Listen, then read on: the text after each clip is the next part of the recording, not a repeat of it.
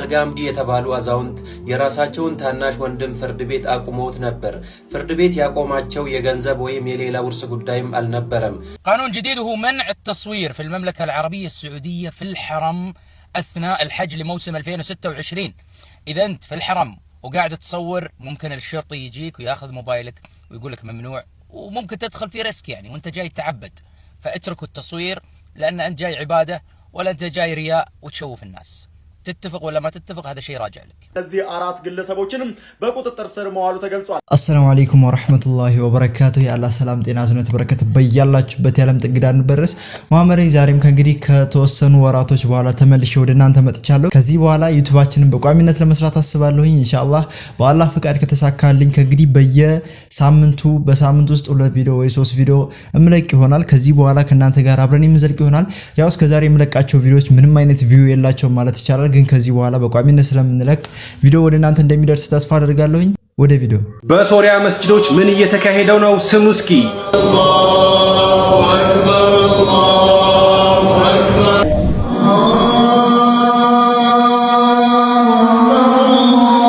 ይህ የተክቢራ ድምጽ የደስታ ነው። ይነሆ ያንን አምባገነኑ መንግስት ከተገላገሉት በሽር አልአሳድን 1ኛ ዓመት ሆኗቸዋል። ያንን አስመልክቶ እንደምትመለከቱት በሶሪያ የሚገኙ መስጂዶች ማለት ነው የደስታ ተክቢራ እንደምትመለከቱት እያደረጉ ይገኛሉ። ይህ ብቻ አይደለም። የአሁኑ የሶሪያ ፕሬዝዳንት የሆነው አህመድ ሻር ማለት ነው የሱብሂ ሶላትን በዚህ በምትመለከቱት መልኩ ነበረ በዋና ከተማዋ ተገኝቶ በአንድ መስጂድ ያሰገደው። እስኪ እሱንም ድምጽ ላሰማችሁ።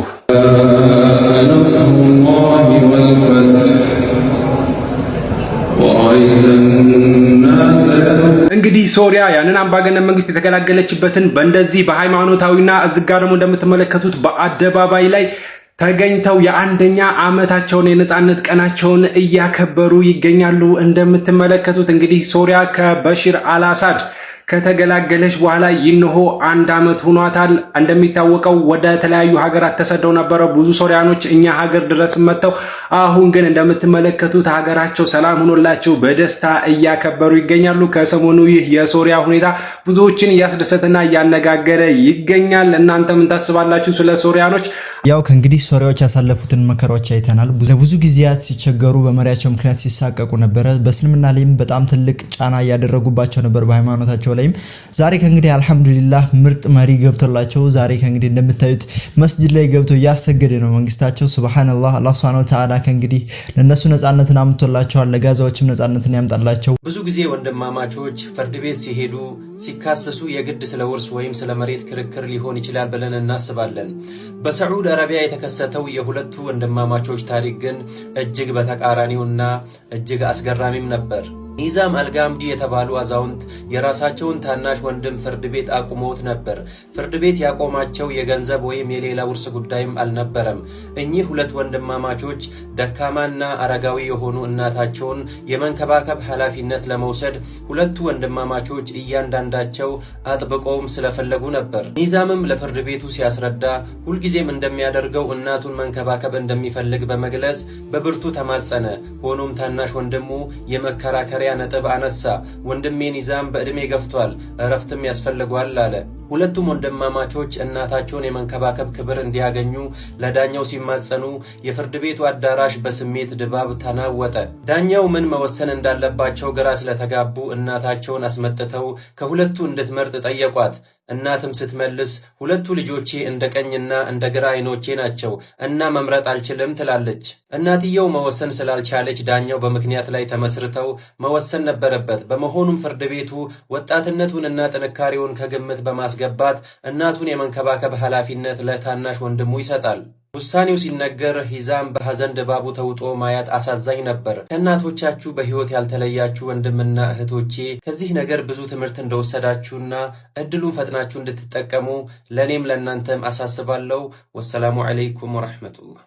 ከእንግዲህ ቪዲዮ እንዳያችሁት ነው በጣም የሚገርም ነው ሱብሃንአላህ በጣም የሚገርም ነገር ነው በዚህ ጊዜ እንደዚህ አይነት ሰው መኖር ራሱ በጣም ያጅባል ወላሂ ላዚም እንዳያችሁት ነው ከእንግዲህ እኔ ነኝ የምጦረው ነው የሚጣሉት እኔ ነኝ የምወርሰው ሳይሆን እኔ ነኝ የምጦረው ብሎ ነው ከእንግዲህ የተካሰሱት አላህ Subhanahu Wa Ta'ala ከእንግዲህ ለሁለታቸውም ጀነቱል ፊርደውስን ይወፍቃቸው እኛንም ያበርታኛንም በለዚህ አይነት ነገር እንድንሳተፍ ያድርገን ብዙዎቻችን እንደዚህ አይነት ነገር ላይ ብዙም አይደለንም ብዙ ሰዎች እኔ አልጦርም አንተ ነው የምጦረው ነው እንጂ የሚጣሉት እኔ ነኝ የምጦረው ብሎ የሚጣላ ሰው ብዙም አናይም አላህ Subhanahu Wa Ta'ala ከእንግዲህ እኛንም ያጠንክረን قانون جديد هو منع التصوير في المملكة العربية السعودية في الحرم أثناء الحج لموسم 2026 إذا أنت في الحرم وقاعد تصور ممكن الشرطي يجيك وياخذ موبايلك ويقول لك ممنوع وممكن تدخل في ريسك يعني وانت جاي تعبد فاتركوا التصوير لأن أنت جاي عبادة ولا أنت جاي رياء وتشوف الناس تتفق ولا ما تتفق هذا شيء راجع لك እንደተመለከታችሁት ሳዑዲ አረቢያ ላይ ለዘንድሮ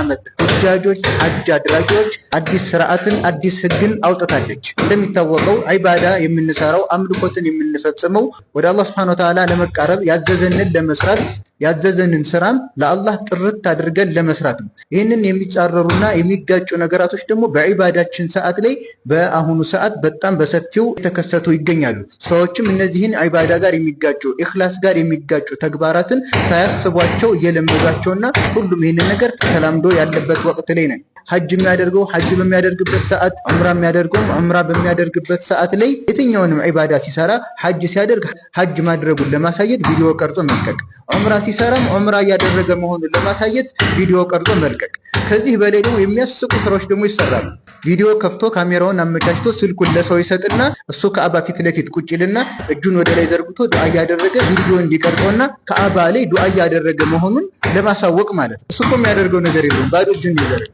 ይሄን ያህል ሪያ የሚባለው ለሰው ለማሳየት ተብሎ የሚሰራ ስራ ይሄን ያህል ሪያ የሚባለው ነገር በሙስሊሙ ላይ ተሰራጭቶ ይገኛል ይሄንንም በመመልከት ከዘንድሮ ዓመት ጀምሮ ሐጅ የሚያደርግ ማንኛውም ሙስሊም ማህበረሰብ ዑምራ የሚያደርግ ማንኛውም ማህበረሰብ በሐጅ ሰዓት በዑምራ ሰዓት በዒባዳ ሰዓት ማንኛውም ሰው ቪዲዮ መቅረጽም ፎቶ መነሳትም እንደማይችል አዲስ ህግን አውጥቷል በጣም የሚያስደስትና ዒባዳችንን ያበላሽ ያለ ተግባርን ታድገውልናል ይህም የተደረገበት ምክንያት ይህንን የተቀደሰ ቦታ ከእንደዚህ አይነት ከማይመጥኑት ተግባሮች ለማራቅና የአላህን ሸሪዓ ከፍ ለማድረግ ለማላቅ ተብሎ የተከለከለ ክልከላ ይህም ተግባራቸው የአላህን ሸሪዓ ከፍ ማድረጋቸውና ማላቃቸውን የሚያሳይ ተግባር ነው አላህ Subhanahu Wa Ta'ala ቁርአን ላይ ምን ይላል ወመን يعظم شعائر الله فإنها من تقوى القلوب አላህን ትእዛዛት የዲኑን መገለጫ የሆኑ ነገሮችን የሚያልቅና ከፍ የሚያደርግ فإنها من تقوى القلوب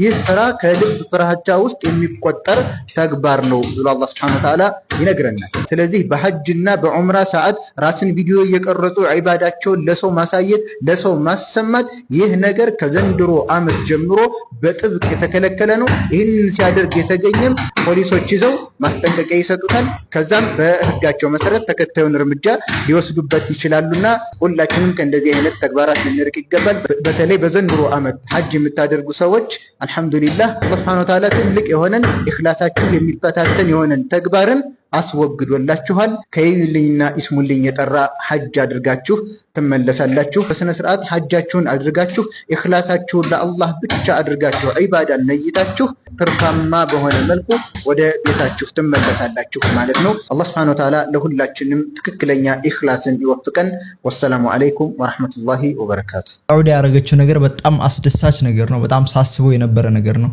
አሁን ላይ ሁሉም ሰው በቃ ለቪዲዮ ሆኗል ሁሉም በቃ የትም ቦታ ይሄድ ቪዲዮ ብቻ ነው በቃ የሚታየው ቀጥታ የሆነ ቦታ ሲገባ ቀጥታ ካሜራውን ነው የሚያነሳው ሁሉምና መጀመሪያ በተለይ ደግሞ ሳዑዲ ላይ እንደሄድን ወደ ኢባዳ ነው እንጂ መጠጋት ያለብን ገና እንደገባን ካሜራውና ነገር አስፈልገው ነበር ከእንግዲህ ሳዑዲ ይህንን አይታ ከልክላለች ሱብሃንአላህ በጣም የሚገርም ህግ ነው አንዳንድ ህጎች እንደዚህ ካልተወሰነ በጣም አስቸጋሪ ነው የሚሆነው ከእንግዲህ አላህ Subhanahu Wa Ta'ala ያግዘው ከእንግዲህ መሪውንም አፍጋኒስታንን ያስተዳደረ የሚገኘው ስሙን የማልጠቅሰው እዚህ ጋር የምትመለከቱት ማለት ነው እነዚህ አራት ግለሰቦችንም በቁጥጥር ስር መዋሉ ተገልጿል እነዚህ አራት ግለሰቦች የፒኪ ብላይንደርን ልብስ በመልበስ ከተማ ውስጥ የተዘዋወሩ ኮንተንትን እየሰሩ ነበር በዚህም ወቅት ታዲያ አስተዳደሩ ማሰሩን ነው የተገለጸው እንደሚታወቀው ፒኪ ብላይንደር በአለም ዙሪያ ላይ ተወዳጅ የሆነ በዛ ፊልም ላይ ያሉ ካራክተሮች ደግሞ አለባበሳቸው ልክ እንደዚህ እንደምትመለከቱት ነው። በአፍጋኒስታን ውስጥም ታዲያ ይህንን አለባበስ ለብሰው ኮንተንት የሰሩ ሶሻል ሚዲያ ላይ የሚንቀሳቀሱ እነዚህ 4 ግለሰቦችም በቁጥጥር ስር ውለዋል። አላህ ሱብሓነሁ ወተዓላ ከእንግዲህ ምንም አይነት ኩራት ያለበት ሰው ጀነት አይገባም ብሏልና አላህ ሱብሓነሁ ወተዓላ ከኩራት ይጠብቀን። እንደዚህ ተንጠባሮ መሄድም ደግሞ ቁም ነገር መሆን የለበትም። በእርግጥ ቀጥ ብሎ መሄድ አለበት፣ ግን እንደዚህ ደረቱን ነፍቶ ተገልብጦ ሰዎችን በንቀት መልኩ ያዩ መሄድ ተገቢ ነው ብዬ አላስብም። አሪፍ ውሳኔ ወስኗል። ከሰሞኑ የተጀመረ ጥሩ ቢድዓ ወይም መልካም ግኝት ተመልከቱ። እዚህ ጋር ምን ይላል? ሶሉ ዐለ ነቢ። ሁላችሁም ኮሜንት ላይ ሶላዋት እያወረዳችሁ ይህ ነገር እንግዲህ በየከተማው በሰሞኑ ቻሌንጅ ሆኗል። በየአውራ ጎዳናው በየመንገዱ ማለት ነው እየተሰቀለ ያለ ታፔላ ነው። ይሄውም የሆነው እንግዲህ ሰዎች ይህንን በማየት አስታውሰው ሶላዋት እንዳወርዱ ያግዛል ተብሎ ነው። ምንም እንኳን ይህንን ማድረጉ እንደዚህ ያለ ተግባር ከዚህ በፊት የተለመደ ነገር ባይሆንም እንዲሁ በቁርአንና በሐዲስም በዚህ መልኩ ሰዎች ሶላዋት እንዲያወርዱ ለማስታወስ በየመንገዱ መቼም እነዚህ ሰዎች ለቢድዓ ያላቸው አረዳድ ለቢድዓ ያላቸው ፍህም በጣም የተለየ ነው። እንግዲህ ሰላዋት ማውረድ ቢድዓ ሊሆን ማለት ነው። በነብዩ ሰለላሁ ዐለይሂ ወሰለም ላይ ሰላዋት ማውረድም ቢድዓ ሊሆን ማለት ነው። ለማንኛውም ይህ መንገድ ላይ የተጀመረውን ድርጊት በተመለከተ አዲስ ቢድዓ እየተደነገገ ሳይሆን የታዘዝንበት የሆነውን ሰላዋት የታዘዝንበት የሆነውን ዒባዳ አስታውሰን በነብዩ ሰለላሁ ዐለይሂ ወሰለም ላይ ሰላዋት እንድናበዛ በየወቅቱ በየቦታው በሳቸው ላይ ሰላዋት ማውረድን እንዳንረሳ የሚያደርግ አጋዥ የሆነ መንገድ እንጂ አዲስ የሆነ መጤ ተግባር አይደለም። ልክ ለምሳሌ ሱብሂን ሶላት ለመስገድ ሰውየው አላርም ቀጥሮ ቢተኛ ያ አላርም ለሱብሂ ሶላት ቢቀሰቅሰው ለሶላት ከእንቅልፉ እንዲቀሰቅሰው አላርም መቅጠሩ በዲኑ ላይ አዲስ የሆነን ቢድዓ ጨመረ ይባላል? ትክክለኛ አረዳድና ጤናማ የሆነ አቅል ያለው ሰው ይህንን ሊረዳ ይችላል። ምክንያቱም ይህ ሰው ያደረገው የታዘዘበትን ሶላት ወቅቱን ጠብቆ ለመስገድ አጋዥ የሆነን ነገር ተጠቀመ፣ ወሳኢልን ተጠቀመ እንጂ የሚባለው አዲስ የሆነን ነገር ደነገገ አይደለም የሚባለው። ነገሩ ከዚህ በላይ የህፃን ልጅ ወሬንና የሚያስቅን ነገር እንደሚያመጡ ይታወቃል። ይህ ሁሉ ነገራቸው ይታወቃል።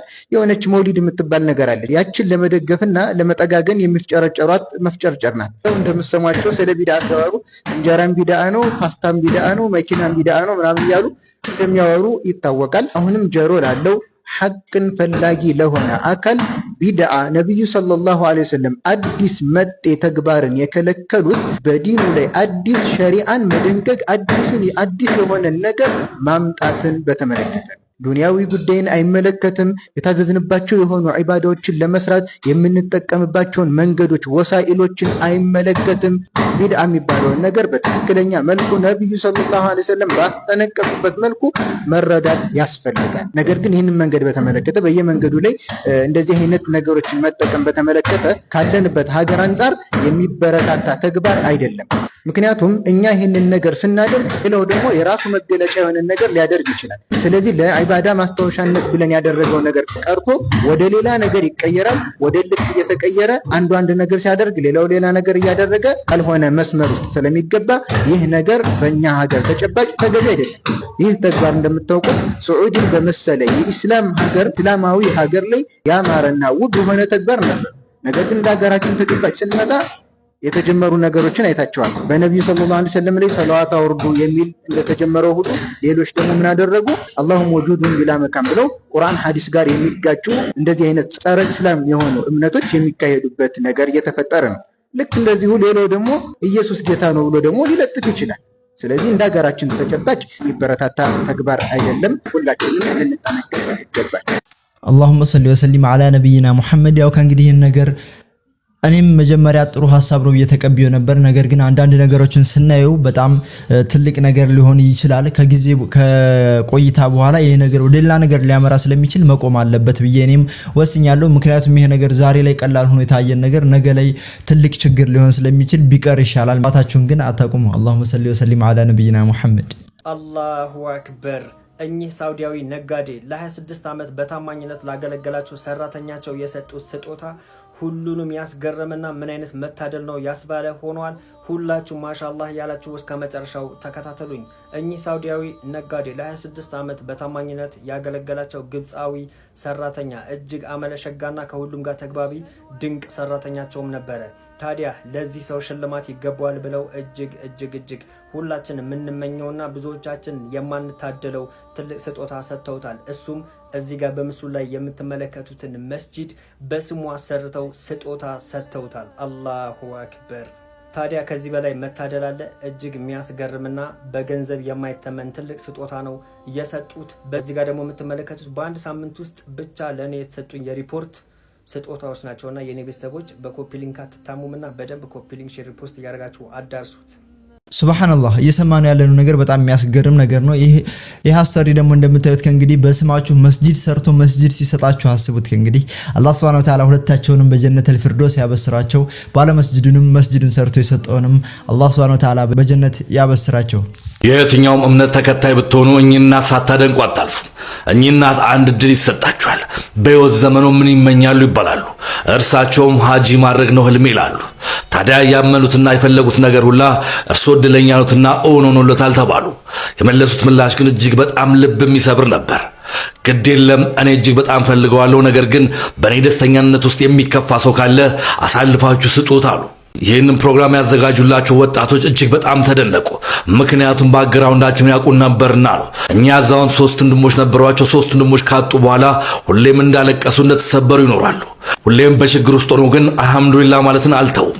ታዲያ ህልማችሁ ምንድነው ሲባልም ሀጂ ማድረግ ነው ካሉ በኋላ ሀጂ እድለኛ ሆኗልና አሸንፏል ሲባል በኔ ደስታ ውስጥ ደስተኛ ያልሆነ አንድም ሰው ካለ ለሱ ስጡት፣ እኔ አይገባኝም አሉ።